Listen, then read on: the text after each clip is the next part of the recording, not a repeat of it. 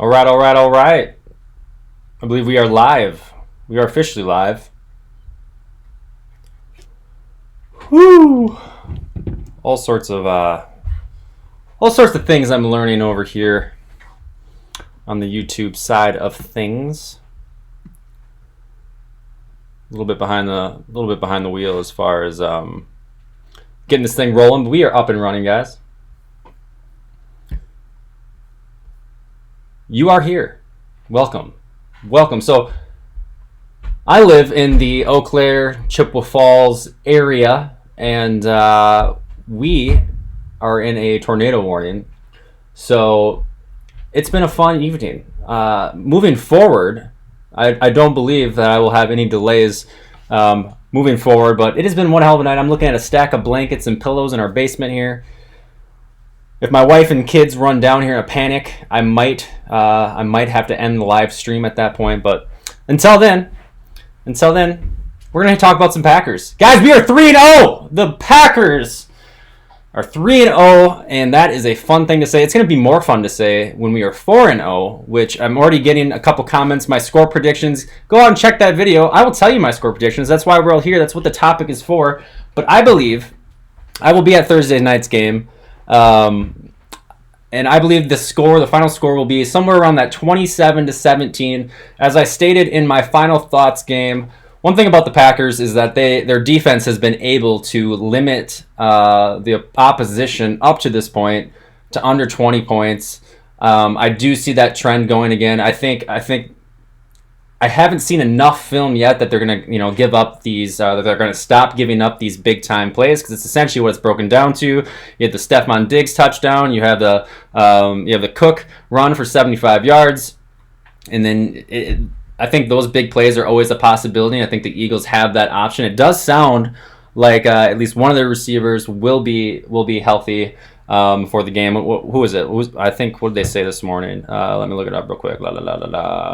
I think it's Deshaun Jackson that is sounding like he will be a go, but Alshon Jeffrey possibly not going to be a go. So that will be a big decision. That will be a deciding factor on what that offense will be able to do against us. But yeah, I say 27-17. I do think the Packers do get away from this game, or come away from this game with another victory. I think the home field crowd, I know I'm going to lose my voice. I will not have a voice on Friday morning. That will be one guarantee for me. And yes, do you think we do? We have tornado watches. So I don't know how familiar you guys are with the Wisconsin area, but a tornado was touched down about 20 miles west of us, just north of Elk Mound. I have a brother that lives a little bit south of Elk Mound, so I think the tornado is probably about 2 miles north of him. So that was a little bit freaky. And then we were right in the path of it. So they did say a tornado warning for our direct location. We're in a house that was built in 1886 or something, or no, 1886 I think is when it was built. And this thing has stood for years, so I'm not too worried about my particular house getting hit by a tornado, but pretty crazy. Thoughts on Graham? Well, I love that topic of Jimmy Graham, and I mentioned it a little bit in my final thoughts preview about what I think the Packers should maybe start considering. So the Packers run a lot of this zone offense, right? And what that zone offense requires your tight ends to do is pick up the blocks, especially when you have backs like Aaron Jones and Jamal Williams that are going to be looking to go around the outside, and the tight end has to get that edge. Now, Jimmy Graham is not known for his blocking capabilities whatsoever. He may have a good play here and there where he is capable to block and create a play and do his part. But I can forgive Jimmy Graham if he does not. Sorry, I'm getting text messages from family. I can forgive Jimmy Graham if he can go out there and make plays in the passing game. I can forgive him for his lack of blocking. But if he's not being a part of that passing game, he's struggled with a finger injury. He's struggled with a groin injury. I'm not sure if they should even play him on Thursday. I think it is time maybe that you start to give more of an active role to Tanyan on that tight end group. And it's really, it's really early into the season. I am not entirely sure how this entire season is going to unfold with Jimmy Graham. But if he continues the performances that he's had both last year and this year, and they can't find a way to integrate him into that passing game, I think it is very probable that he will not be a part of the Packers roster after the season, or they could potentially even cut him loose some way midway through the season, just knowing how Gutekunst likes to just make fans kind of scratch their heads and go, man, really? Really? But they're having a hard time getting the ball to Devontae Adams. They're really having just a whole struggle as far as that passing game, getting any consistency. So Jimmy Graham is just another target. I think he still has talent. I think he's a great weapon. I'd love to have him on my team. I'd rather have him on my team than not have him on my team. But it'll be really interesting to see how that all unfolds.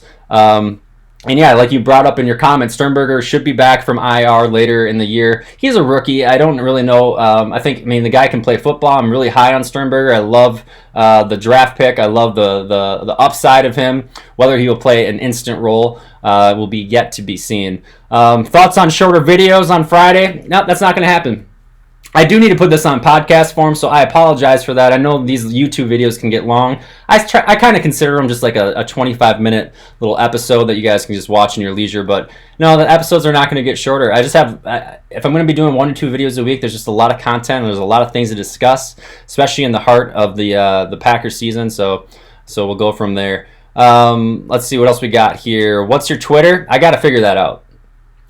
I do need to figure that out. I think I have so many thoughts throughout the games that I should be tweeting out, I'm sure, as this channel grows. I mean, speaking of channel growing, I've had over 90 subscribers since my video posted last Friday, so it was a huge weekend, a lot of success. You guys are absolutely awesome. Like I said, when I started this channel so early, I can't do it without any of you guys. And yes, I need to get my Twitter handle figured out. There is a Pour Another tag already out there. The guy has been inactive on Twitter for the last 10 years. I'll find something else. We'll get a different Twitter handle going. I think right now, let me just log in. I'll tell you guys right now. Maybe I'll type it in the description. I do have a Twitter handle, and maybe we'll have some fun and see how many people start following me here. So my Twitter handle currently is Pour Another Pack, P-A-C-K. I will type it in the description. If you guys want to start following me, I'll get some notifications throughout the video. And I will be, oh God, I butchered that. Pour Another Pack. Yeah, it's in there. So yeah, follow that. Follow me up. I'll tweet during the games, and I have a lot of thoughts throughout the games that I'm sure I will share with you when the videos finally come around. What else we got in here? Sorry if I missed your questions. Yo, what's up? Can I call in? If you guys have a suggestion for ways that I can do call-ins, I would love it. If you guys know any software out there, or if I can do like Google Hangouts with particular people that want to hang out and chat, hence the name, I think that would be a lot of fun. I'd love to have callers call in, ask their questions. You could be a part of the show rather than just being part of the comment section. And absolutely, we need to figure that one out. I do want to figure that one out. I think it would be a lot of fun as well. If you guys listen to that whole post-Packer game radio that they put on in Wisconsin, at least, it's entertaining to say the least to hear what other people's thoughts are and some of their opinions. Let's see here. My dad corrected me. He thinks it's the other way around, that Jeffrey has a chance to play, but it's unlikely Jackson will. Thanks, Dad. Got my back. Respect. What else we got? Yep, I think Alshon might play. Jackson isn't. You guys are on it. Jackson will play. You guys on MVS or Allison? Now, why? These guys we have talent at wide receiver. These guys don't. I mean, it's hard to say that's coming off the Broncos game where we did see some drops on that receiving core. But again, it was raining. It was and Aaron Rodgers makes his wide receivers better. So, sure, we can get another receiver in the draft, but I don't think we need to go crazy like we did 2 years ago and draft 3 wide receivers. I like what we have. I like the up-and-comers. I think there's a lot of talent. We haven't even tapped the potential of Kumaro. I don't necessarily think that's a top priority as we approach next year's draft. And once again, why are we talking about the draft? It is week 4 of the NFL. Why are we talking about the draft? We have to really move away from that, guys. Just like we need to move away from any potential talks of signing, Michael Crabtree. Stop. Yeah, he got cut. He doesn't need to be a part of the Packers. Let's all move on from just picking up everyone that possibly becomes available. Do you think our offense is going to get going Thursday against the Eagles defense? I'm not sure we are going to be there 100% firing on all cylinders on the offensive side of things. But I do anticipate they get another, quite frankly, they don't have a whole lot of time to kind of watch the film and make corrections as much as they would in a normal week of preparation with that short week. So I think we'll get a lot of the same. I think we'll get a little bit more consistency because just another game of Rodgers playing with that offense out. I hope it's just consistent. I would love to see a fast start, but I hope it stays mostly consistent throughout the game and we just don't go 2 quarters stretches without scoring any points. That'd be frustrating. That's how you get the crowd out of the game and just people scratching their heads. We're going to need a number 2 wide receiver to step up. We do. I mean, we absolutely do. Outside of MVS catching that ball, we just need to get our number 1 wide receiver involved, quite frankly. Adams needs to get more involved in the game plan.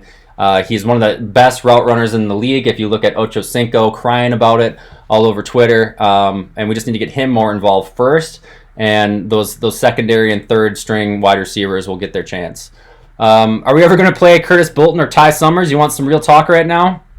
Sure as hell doesn't seem like it. It really seems they are a little bit worried about that depth. They must be worried about what they see from these other linebackers that we have on the roster. And I don't necessarily think that we'll see these guys a whole lot moving forward.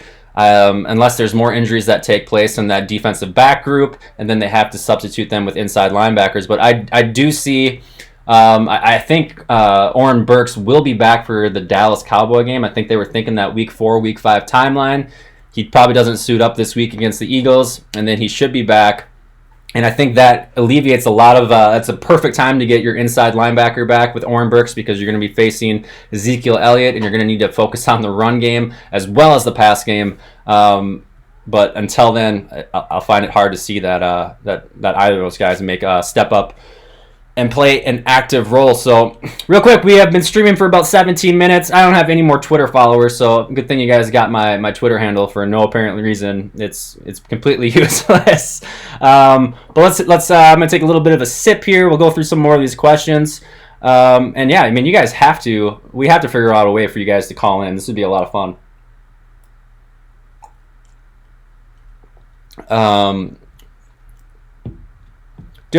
I know you want to call in right now. If I had about 2 more of these old fashions, I'd probably give you my personal number, but that is a dangerous thing to do, and I'm not going to go down that way. So what else we got here? Imagine 2 Devontaes though. Yeah, I mean that'd be stellar. That'd be stellar. They just need they have wide receivers.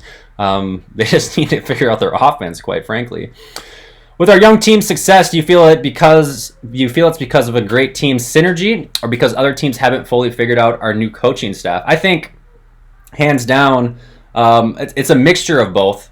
When you think about what Mike Pett defenders like Alexander and King and Clark and Martinez, they're kind of getting into their groove with it, and the new guys have picked it up really well. I think for the most part, though, there's something brewing. There's something very special happening with this Packers team. You see it in the interviews. You see it. I mean, the fact that the defense, every time they get an interception or a takeaway, which they have 8, and they lead the NFL in takeaways, they are running down to the end zone, and they're all grouping together, and they're doing those poses. These guys are there. They're fighting for each other. They're brothers.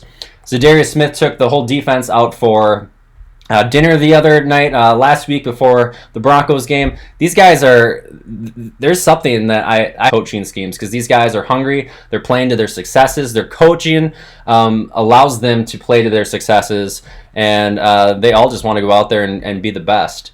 When is John Kuhn returning, and will we play? Is that really say? Oh, no. Is that Kumaro? Jay Kumaro returning, and will we play Ty Summers?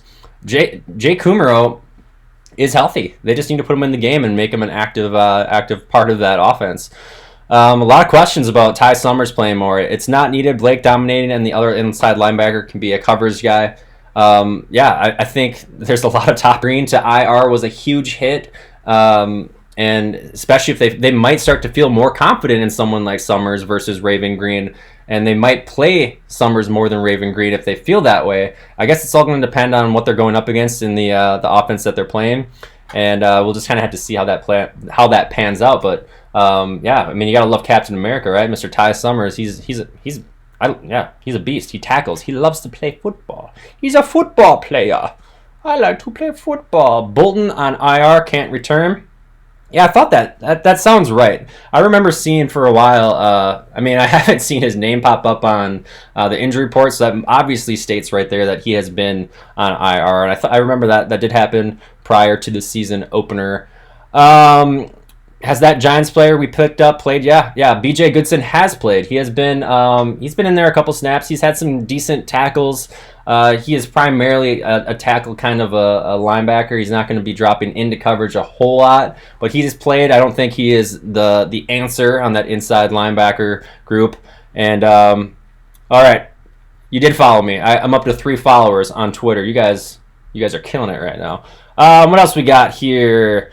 Try Discord, best way to contact people. Is that, I'll have to look into it. So that's a way that we can actually do like call-ins and people can chat. And well, you guys can chat right now, but you guys can call in and actually hear your voice on the live stream.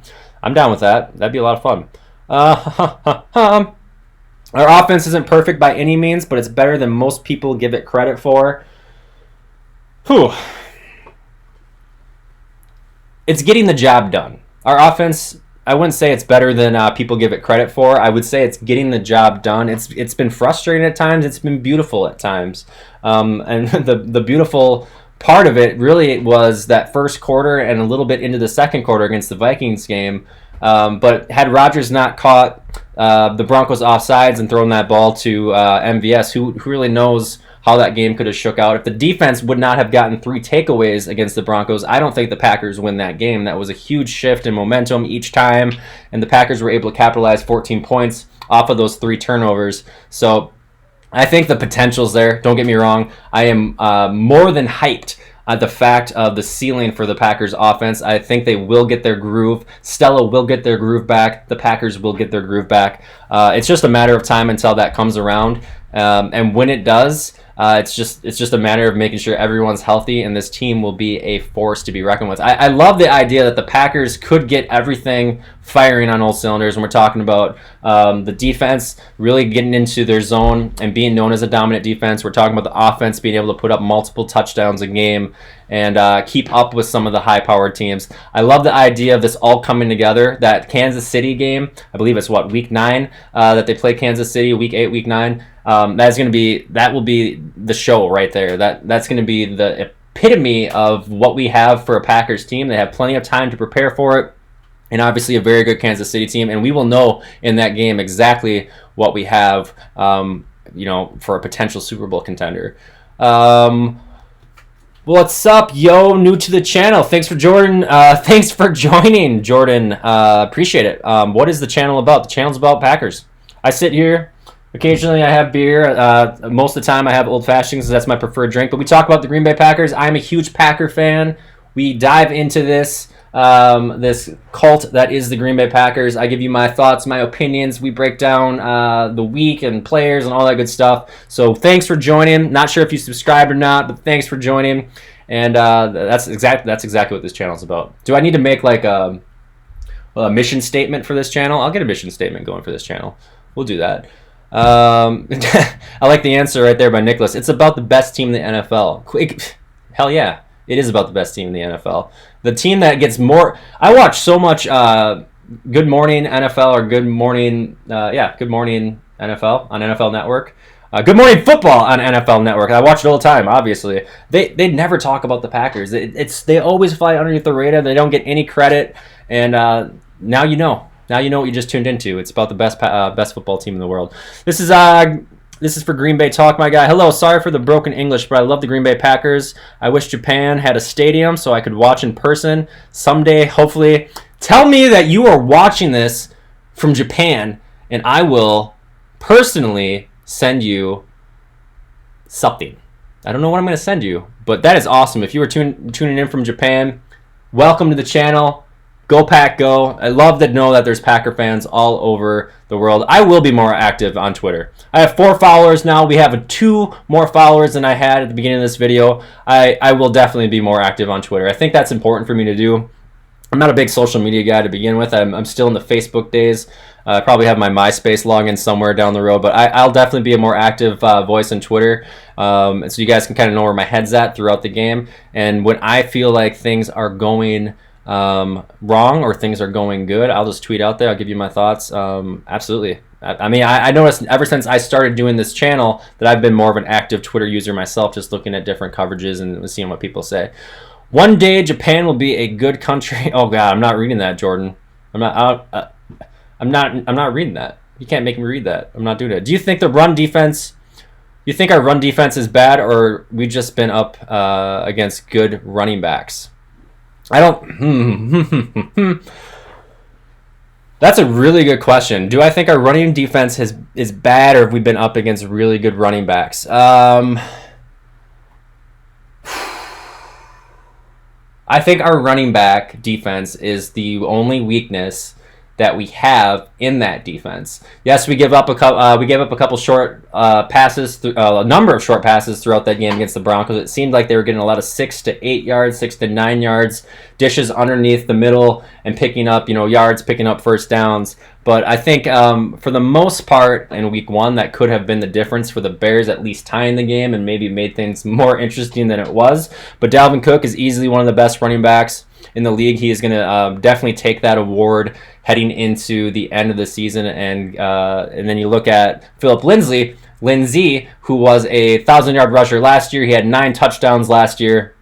He was slow going the first 2 weeks, but he's a very capable back. I wouldn't say he's the same tier as a Dalvin Cook, but we have played some good running backs. I think it will all really, if we can shut down Ezekiel Elliott and figure out our run defense at that point, that's going to be a wake-up call for the rest of the league to be on alert of what we have for a defense. And I do have, as far as our stats are concerned for our defense, you look at, what do I got here? So exit out. So points per game, we've given up 11.7 points per game this season. That ranks second in the NFL. We've given up 197.3 pass yards per game. That ranks fifth. We have 12 sacks, which is tied for third, and we have takeaways at 8, which is number 1 in the league. So all of those statistics are in the top 5. The other 3 are in the top 3. I think there's a lot of good things going on in this defense. We shore up that run game, and that's going to be the secret sauce to success. Can you repeat your Twitter again, please? Sure. I'll type it down below. For those of you that don't use Twitter, I apologize for the momentary lapse, but is pour another pack. I don't know if I have to do an @ symbol above it. I'm so out of the Twitter loop. It's ridiculous. Watching from Vegas. Thank you. Thank you. Did you guys hear about that 89-cent parlay, the 20-team parlay that took place the other day? So the guy had 19 of his picks right. There were 18 college football games that he bet on Saturday that were all correct. I think he bet on the Tennessee Titans game on Sunday and was correct. And on an 89-cent bet, had the Washington Redskins beat the Chicago Bears last night, the guy would have won $500,000. That is one hell of a parlay. If I lived in Vegas, I'd probably find myself doing these 89-cent bets all the time. I don't know if I would probably never win at any point, but holy cow, the guy essentially lost $500,000 last night, and that is crazy. I'm sorry for, people probably always associate Vegas with gambling, so it is what it is. I know a lot can change in a week, but if we walk out of the Eagles game 4-0, do you think we have a good chance to take down the Cowboys in week 5? Now, thanks for the question. Nicholas, you were on fire as far as the comments tonight. Very active user, so I appreciate that. The Packers' schedule is very favorable when it comes to how it's kind of shook out so far. So that first week, we play on the road. We have the whole preseason to prepare for it. We come back. We get that home field advantage to face off against the Vikings. We have another home game against the Broncos. And then we didn't have to travel on a short week, which is a huge advantage to play a Thursday night football game. And now we have an extended break or a little bit of rest and break before we face off against a really good Cowboys team. And then we have a Monday night game the following week against the Detroit Lions, which is showing, or they're proving to be a much better team than we anticipated. So looking at, I agree 100%. If we can get out of this Eagles game, scratch, claw, blow them out, I don't care how they do it, and that's really what the mantra has been of the Green Bay Packers so far, is that they're finding ways to win.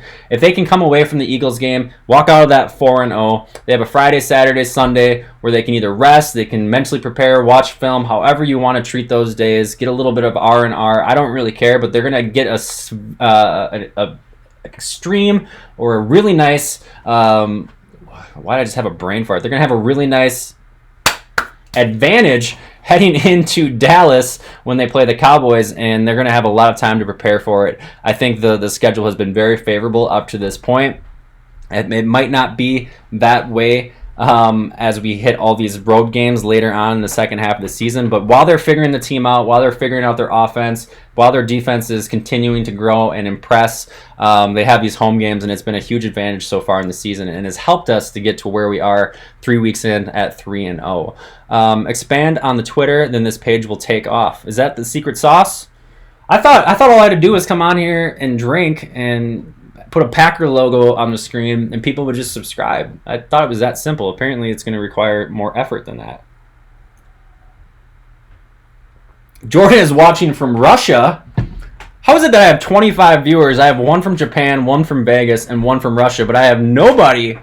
Do I have anybody from Wisconsin? If you are from Wisconsin, and I'm not talking about you, Dad, I appreciate you tuning in. Love you. Appreciate it. We're going to go to the game on Thursday. It's going to be a lot of fun. But if you're from Wisconsin, let me know. Yeah, let's get a little bit of a Wisconsin gathering in here. I used to travel to Japan a lot for work. You guys are just having fun in the comments right now. Objectively speaking, is Rodgers declining? Rodgers is 35. Rodgers is 35, going on 36. He's not going to be as mobile of a quarterback as he was. And hearing his interview from today at his locker room, he is aware that he has the ability to run.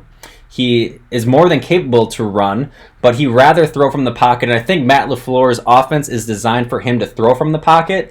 And so, yeah, I mean, Rodgers, I wouldn't say he's declining. He's made some beautiful rollouts to the left, throwing across his body and hitting with that strike to Adams or whoever is crossing the seam. So I don't think he is declining, but he is getting older. He's not going to be the same Aaron Rodgers from a mobility standpoint, but he's got to get rolling. He didn't have the preseason to get some game time action. Some of his throws have been off. And as I mentioned before, the Broncos, it was raining that game. I'm going to give him a pass. On Thursday night, he's been lighting it up. His last 4 games, he has a 110 passer rating. He has 10 touchdowns. He has 0 interceptions. He is going to be ready for prime time Thursday night, Lambeau Field. We'll see the Aaron Rodgers of old, and Olivia Munn is no longer in the picture, and she was obviously the problem with Rodgers a couple seasons ago.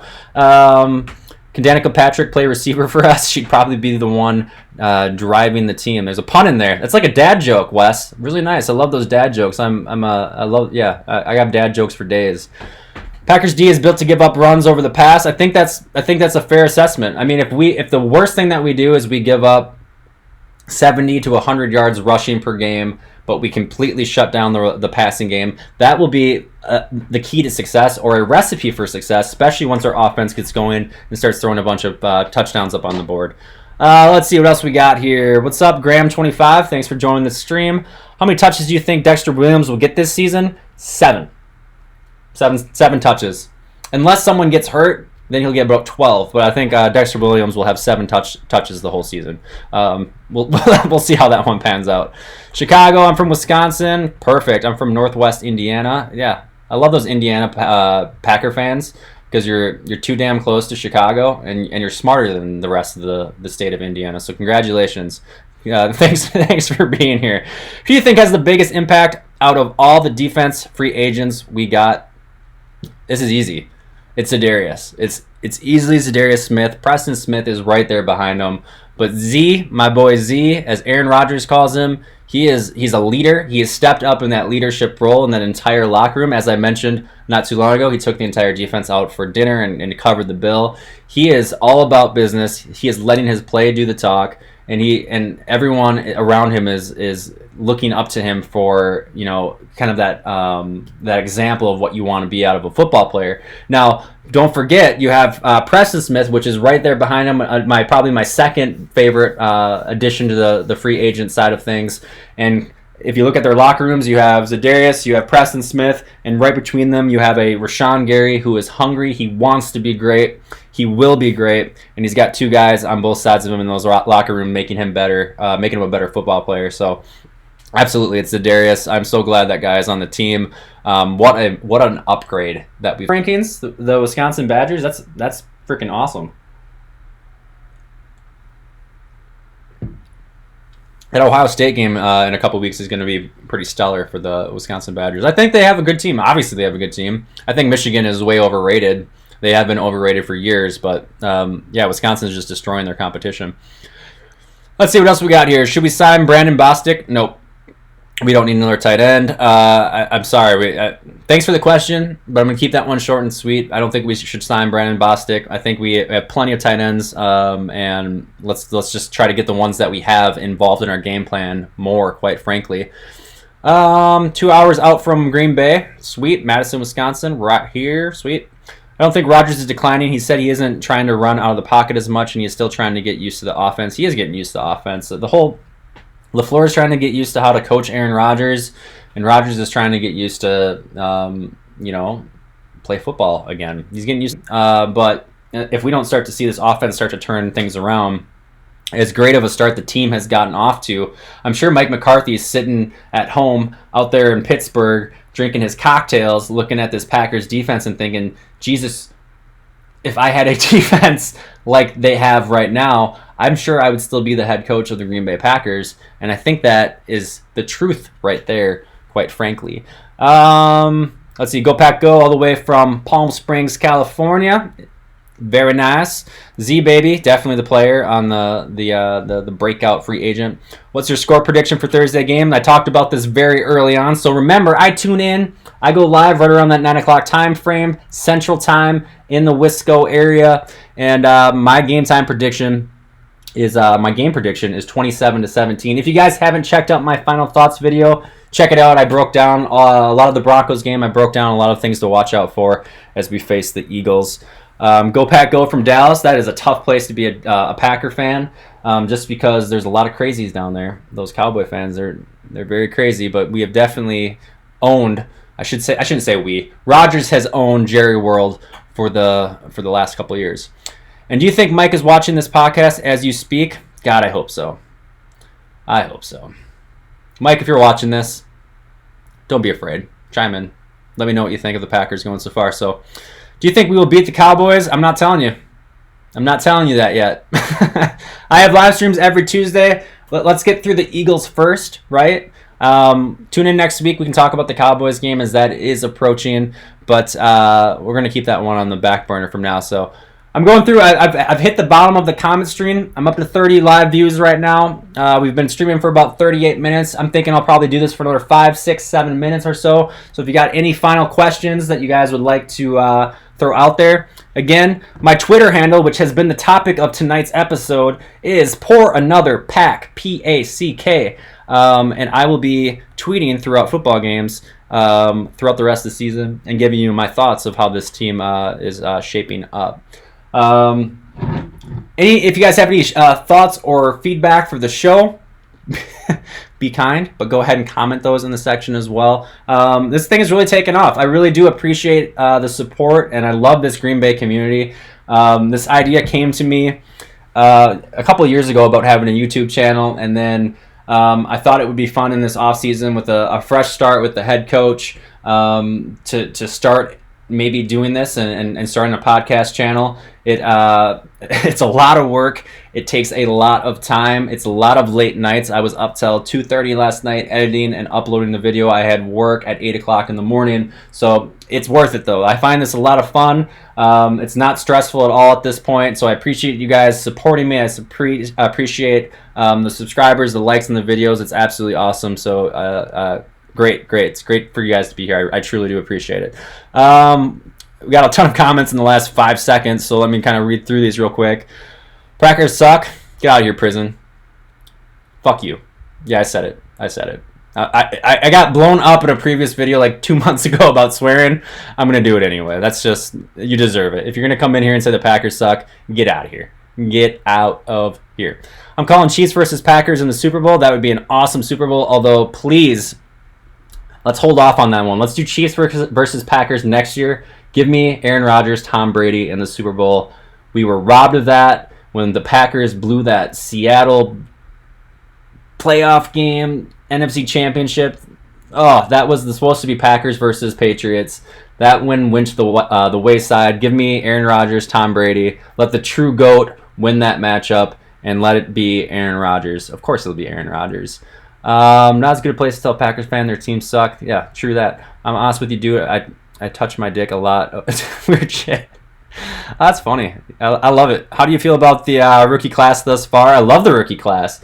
I'm glad. Okay, so let's talk about this topic real quick. I've had this thought the last couple of days. So Brian Gutekunst has come into, this is his second full season as the Packers GM, and for the most part, he has done a fantastic job at that position. So he has made a lot of tough decisions. He's had to let Jordy Nelson go. He has had to let Randall Cobb go.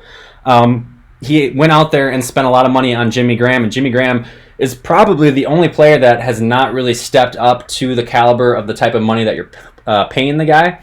But you look at his draft from last year, where he did the Houdini of all Houdinis and traded back, and then was able to trade back forward and get Alexander. And what he did in this draft, as far as Darnell Savage and Rashawn Gary, Elton Jenkins is the starting left guard for the Packers, unless, for the rest of the season, because Lane Taylor is ruled out for the rest of the season. You look at Jay Sternberger coming into the draft class this year. Brian Gutekunst has absolutely been killing it as the GM for the Packers, and you have to love not only, Brian Gutekunst was a key, crucial role of also hiring Matt LaFleur, and I love the signing of Matt LaFleur, the hiring of Matt LaFleur. So everything, I'd say about a 95% of everything that he has done has been successful. He has this organization pointing in the right direction. Is it perfect? Absolutely not. No team in the NFL is perfect, but you have to love what he has done so far with his organization, and the fact that the Packers are 3-0 only just kind of puts that asterisk or that exclamation point on the job that he has done. So great job, Gutekunst, absolute phenomenal job. What else we got here? Aaron Rodgers is the most overrated quarterback. True that. He's terrible. He's one of the worst quarterbacks I've ever seen. Should I start Aaron Jones in fantasy this week, or do you think Jamal Williams will take too many carries? I would start Aaron Jones. I'm not a fantasy guy. You should not take my fantasy advice whatsoever. I'm 1-2 this season. I drafted Antonio Brown, so take that with a grain of salt. But I do foresee Aaron Jones getting back to the bulk of the carries. I expect him to have at least 20 carries throughout the game. Whether or not he will maintain that 5 yards per carry will yet to be seen. Michael Vick did nothing wrong. He was just optimizing. I don't know what you guys are talking about. I want to be like you. Thank you. Thank Bill. Appreciate that. What else we got here? Germany's in the house. Would you kiss Tom Brady on the lips? Yes. Why not? I'd do it against good teams without a meaningful injury, and that is rare. And that's why, I love having these conversations with my dad, especially in timeouts or commercial breaks or whatnot. But yeah, the key to any successful NFL team, because there is talent littered all over the NFL, and injuries is obviously the sticking point from what makes a team have a winning record or a losing record, successful season, or one of the early draft picks in next year's draft class. So you look at the Eagles, they have been suffering some injuries. 10 guys did not practice on Monday. I did not look at the injury report today, but that's definitely the difference between the Eagles being a potentially 3-0 team right now and how they sit right at 1-2 heading into this matchup against the Packers. Would you rather eat... Oh, not reading that one. Yes, Packers versus Brady's. Do you feel that NFL should be... God, these comments, you guys... Do you feel the NFL should be a segregated sport between whites and blacks? Why and why not? Awesome question. I'm not touching it. I won't touch it. Come on, man. That's just ridiculous for you to ask. There we go. Some people being wild in the comments. And without that, since the comment section's getting absolutely foolish, I've been talking for 45 minutes. We're going to wrap up the video. Again, thank you guys for tuning in and checking out the video. Hit the like button. Hit the subscribe button. Follow me on Twitter at Pour Another Pack. And I will be tweeting out. I will be using that a lot more heading forward. Packers win 27-17 against the Philadelphia Eagles. Kickoff Thursday night, 7:20 p.m. Central Standard Time. I do expect the Packers to get out to another quick start. It'll be really interesting if they actually find themselves playing defense to start out the game. But Packers get another win. They go to 4-0. I will not have a video posted on Friday, being a late night at Lambeau, coming back late Thursday night. And then my wife's going to go into labor pretty much any day now. So that could really mess up the schedule of things as we move forward. But I'll tweet it out. Follow me on Twitter. I'll keep you updated on the Twitter side of things. Thanks for tuning in. We'll see you again next Tuesday, 9 p.m. Central Standard Time. We'll talk about the Eagles game, and we will have ourselves a raunchy good time in the comment section. So again, until I see you next time, I'll see you on the internet. Thanks for watching. Mmm. That's tasty.